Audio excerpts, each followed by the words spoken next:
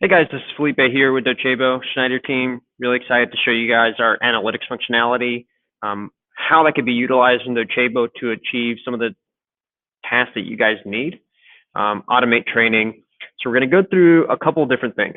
We're going to go through our user management, what that looks like, what that entails, our power user functionality of how you can share responsibilities when it comes to the reporting side, as well as actual reports and enrollments, and how that all works together in Docebo to create an easy experience for you guys and automate a lot of those processes. I know when talking to Alvin, that was one of the things that's most critical. So jumping in to our admin side, you just saw one of the learner pages. I'm logged in as our admin too. You probably saw this in one of the other videos, but whole different experience. We can make things and craft a page where a learner, whether that is an admin, get the things that are most important to them right in their face. We want it to be super quick, super easy for them to get the things that they need. So from a reporting standpoint functionality, not really going to jump in there yet, but I do want to manage my users. I want to see how I can create my branching structure, how this is going to affect how we're going to be automating things on the back end. Jim, if you're seeing this for the first time, I used you as a guinea pig and I was talking to Alvin just to showcase how you would be able to utilize the platform. So if you're seeing this, nice to meet you for the first time, even though I haven't talked to you. What you're going to see here at Docebo is our branching structure. We use this as where you guys are setting the static form of your organization. That includes different regions, the different users within those regions, et cetera, et cetera. The reason we craft this way is because there might be specific content that might be relevant to users within this region. And then from there, if we wanted to break it down into different sales teams within those regions and different functionalities, we can. But what if there are salespeople all through the world, and they all need to be able to have the same content? Well, that's where our groups functionality comes in. Groups is a way to unite users where it's not regional, whether that be marketing, sales managers, different core groups that you guys might have. Maybe there's a leadership and development specific use case or groups, and we want to identify those. That would be in a group. From an automation standpoint, what we can do is when users log into the platform or when we single sign on them in, we can bring in additional fields with that data. Based off of those additional fields, we automatically assign users into groups.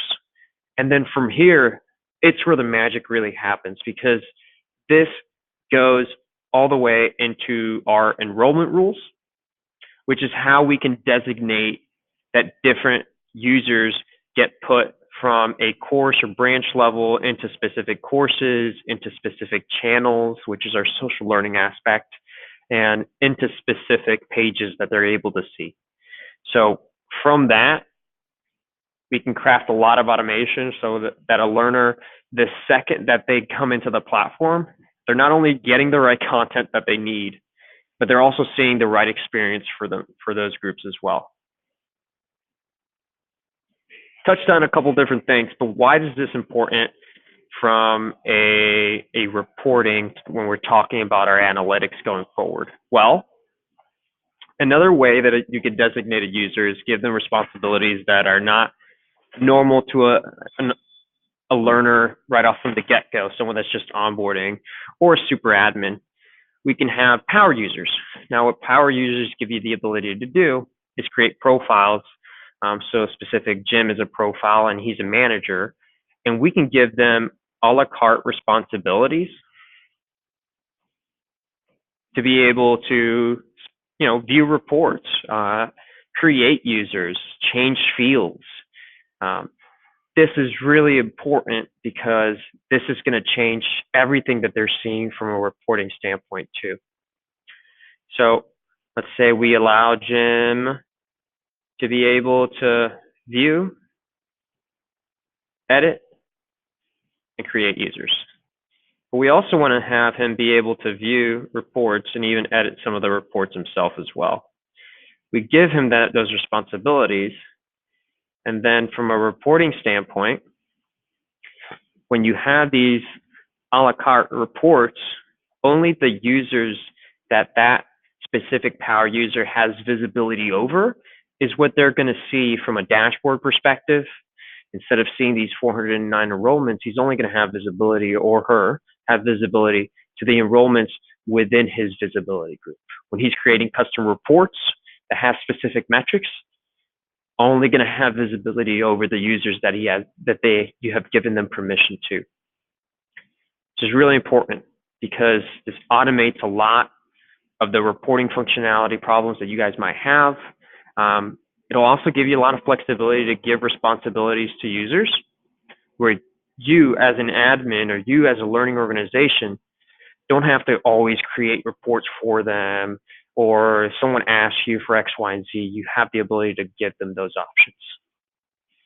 That's a quick, brief preview on our reporting functionality. Another thing that you have that I mentioned really briefly is these custom reports that you can create a la carte reports that can be scheduled out, sent to specific users if you wanted to. You really do have a lot of functionality and flexibility, and it's a lot about that automation. We're trying to make the user experience the best, and to do that, we have to personalize it. Thank you guys, and I hope you enjoyed this video.